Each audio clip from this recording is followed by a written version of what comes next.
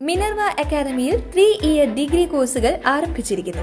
Medical lab technology, operation theatre technology, cardiac care technology, dialysis technology, hospital sterilisation (CSSD), radiology technology, optometry technology കൂടാതെ hospital management MBA കോഴ്സുകളും ആരംഭിക്കുന്നു. Minerva academy. Contact number 9995373833 അല്ലെങ്കിൽ 9895841933. Minerva academy, skill and professional studies.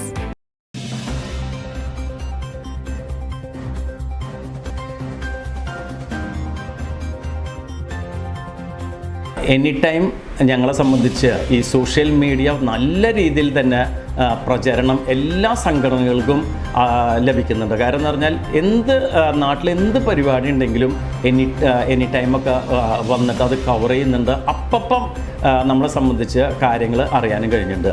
പക്ഷേ any time ഇനി ഒരു സ്റ്റെപ്പും കൂടി മുന്നിലേക്ക് പോകുന്നു എന്നുള്ളത് അറിഞ്ഞപ്പോൾ എനിക്ക് വളരെ സന്തോഷമുണ്ട്. കാരണം എന്ന് പറഞ്ഞാൽ അടുത്ത മാസം 2-ാം തീയതി റൗണ്ടപ്പ്, ന്യൂസ് റൗണ്ടപ്പ് എന്ന് പറഞ്ഞുകൊണ്ട് ന്യൂസുകൾ അപ്പം ലൈവായിട്ട് ലഭിക്കാനുള്ള ഏർപ്പാടുകൾ അവർ സജ്ജീകരിക്കുന്നു എന്നുള്ളത് അറിഞ്ഞു.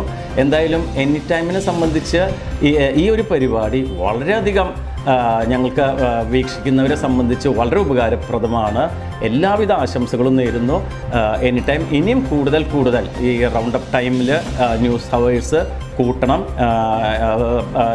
ഇപ്പം 7 മണിക്കാണെന്നുള്ളതാണ് എനിക്ക് തോന്നുന്നത് വൈകിട്ട്. അത് രാവിലെയും ഉച്ചയ്ക്കും അങ്ങനെ ഒരു 3-4 തവണ അപ്ഡേറ്റ് ആയിട്ടുള്ള ന്യൂസുകളും കൂടി ലഭിക്കാവുന്ന രീതിയിൽ വളരട്ടെ എന്ന് ആശംസിക്കുന്നു. കഴിഞ്ഞ കാലങ്ങളിൽ വ്യാപാരി വ്യവസായി സംഘടനകൾക്ക് തന്ന വളരെയധികം പ്രചരണത്തിന് ഞാൻ ഈ സമയത്ത് പ്രത്യേകം എനി ടൈമിൻ്റെ സ്റ്റാഫിനോടും എല്ലാവരോടും പ്രത്യേകം നന്ദി രേഖപ്പെടുത്തുകയാണ്. എല്ലാവിധ ആശംസകളും.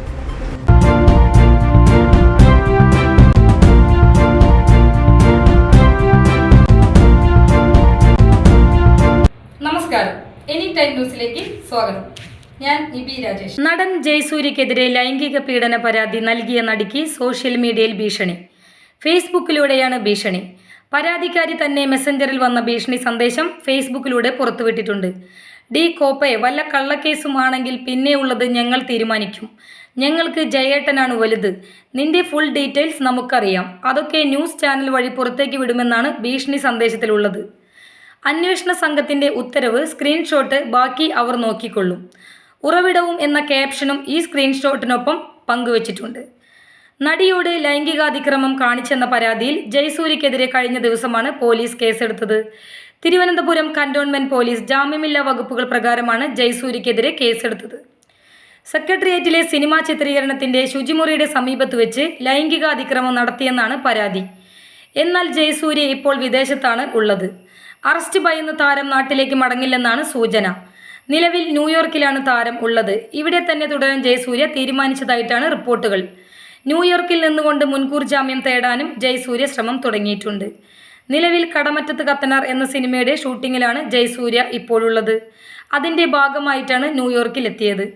ദുബായിലേക്ക് കടക്കാനാണ് താരത്തിൻ്റെ ശ്രമം.